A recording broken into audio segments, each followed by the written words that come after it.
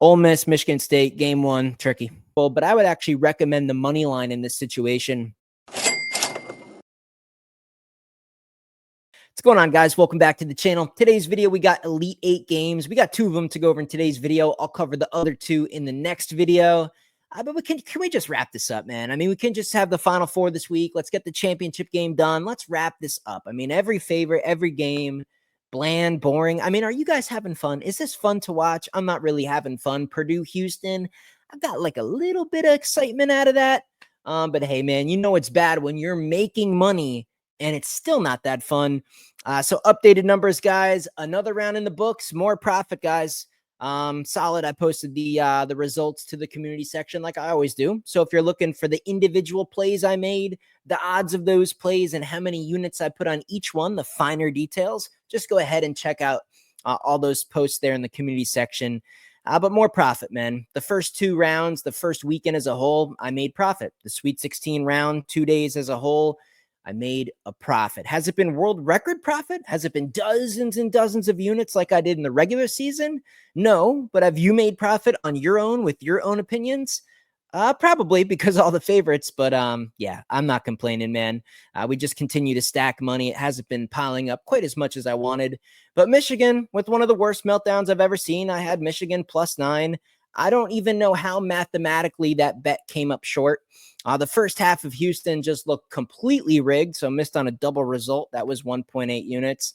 So those 2 bets right there was a decent little swing here on Friday, and that hurt. Still ended up in profit with those 2. So we'll take it. We'll move on. I'm ready for these Elite 8 games. I have a couple of hunches that I have strong confidence about, and I'm just shooting from the hip, man. I'm going for it. I'm going for it. I got 2 plays I really, really like. They're going to be contrarian. People are going to hate on it. People are going to think I'm crazy for taking it, but I'm taking it. I have 2 big plays. By the way, guys, I sent out 4 futures plays to the client list weeks ago before this tournament even started. All 4 are looking pretty good right now.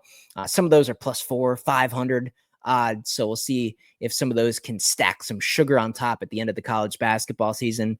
But it's been great, man. It's been great. The last 35 days, 102 wins, 69 losses, almost 40 units of profit. Even at $100 a pop, that's about $4 grand right there.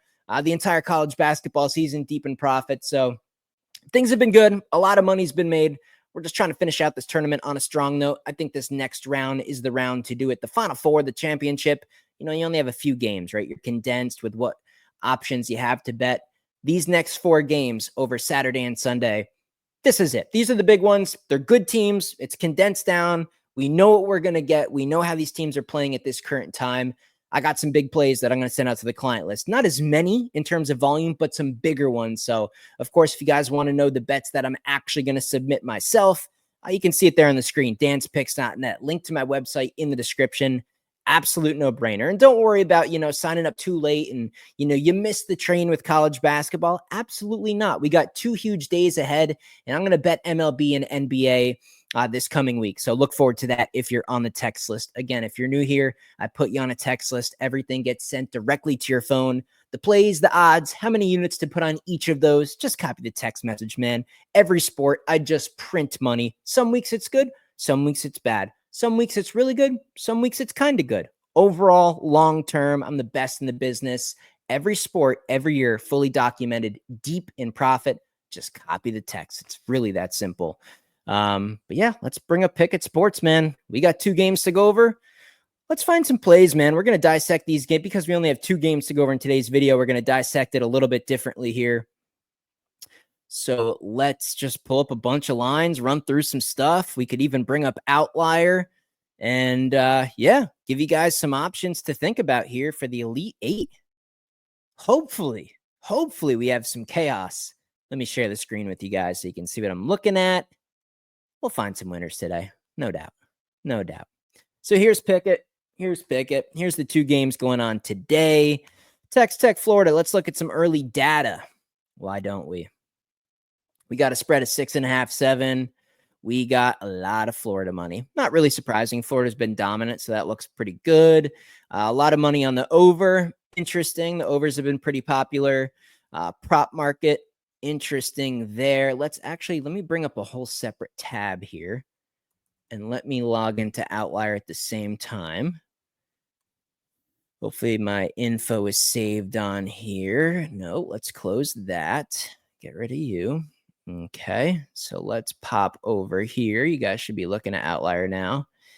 All right, so let's go to do we want to go to arbitrage? Do we want to go to positive EV? What do we want to do here? Let's just start with games. Okay. College basketball. Let's look at the first one.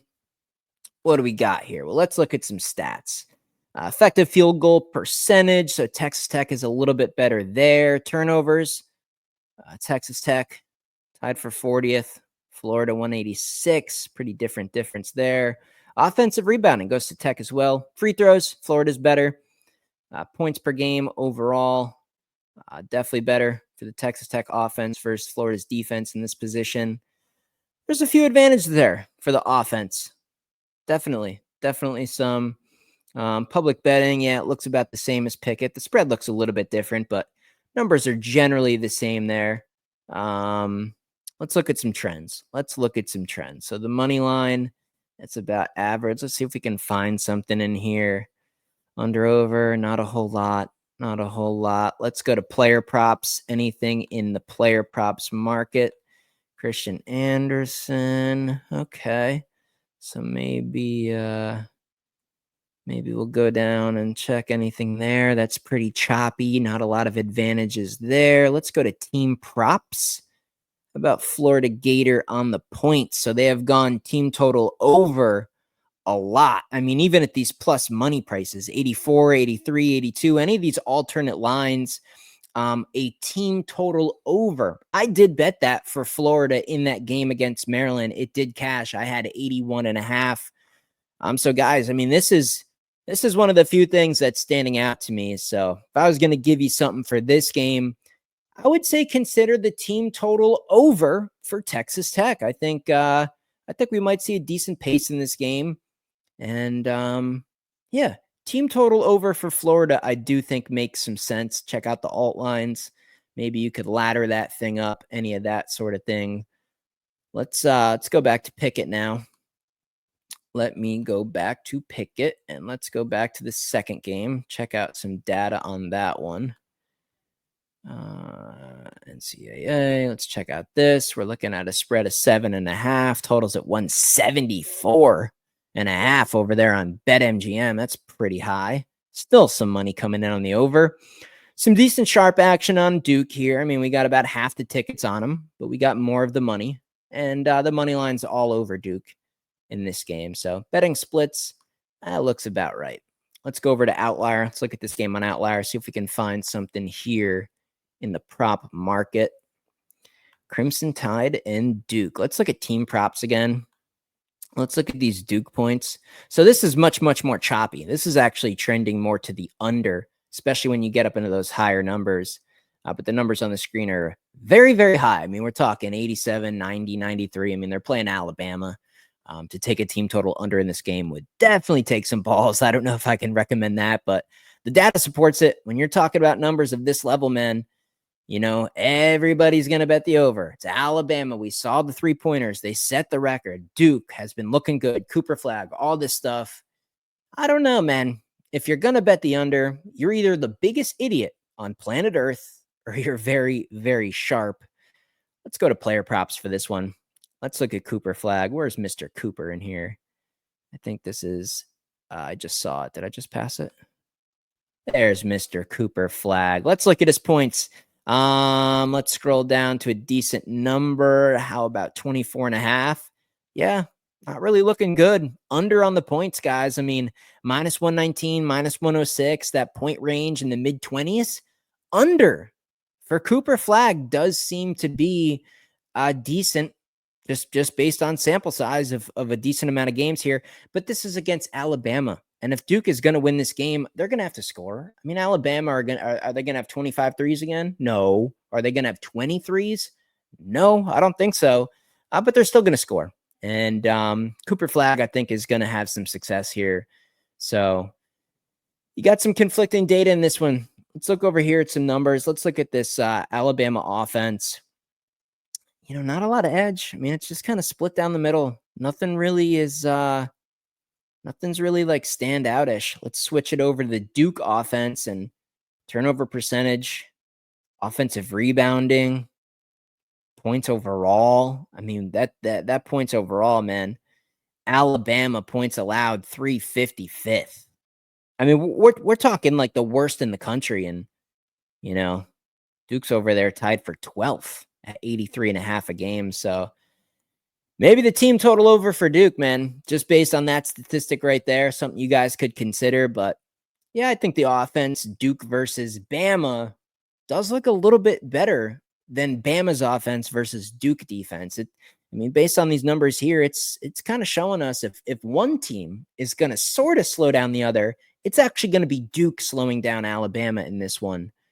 So something to think about there, just based on numbers. Anything else? Grant Nelson on assists. Yeah, maybe under 1.5 there. Something to put in a parlay. Cooper Flag on assists. I mean, they're going to bring help. So the under, once you start getting up into bigger numbers, decent, 5.5, 6.5 range, I'd be going under.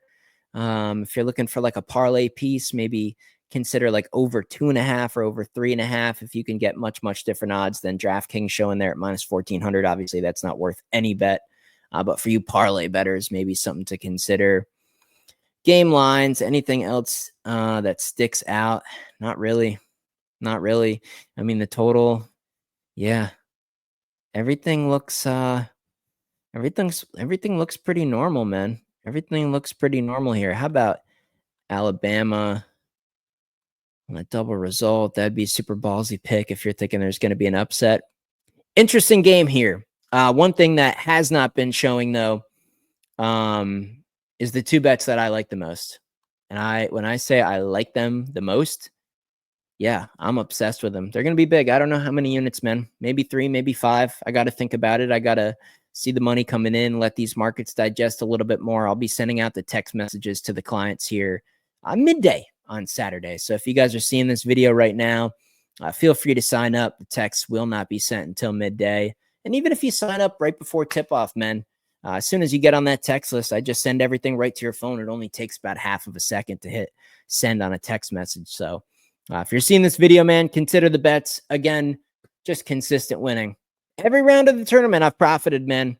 We're doing good. We're doing good so far. I think this Elite 8 round is the breakout round to actually accumulate, 5, 6, maybe 10 units of profit. I think is very, very reasonable for these bigger games here. We got 4 big ones. So we'll see what we can do, man. I'm excited for this round. Let me know what you guys think in the comment section below about these 2 games. And I'll see you in the next video. We'll go ahead and run through some numbers on the next 2 games. I'll see you guys then.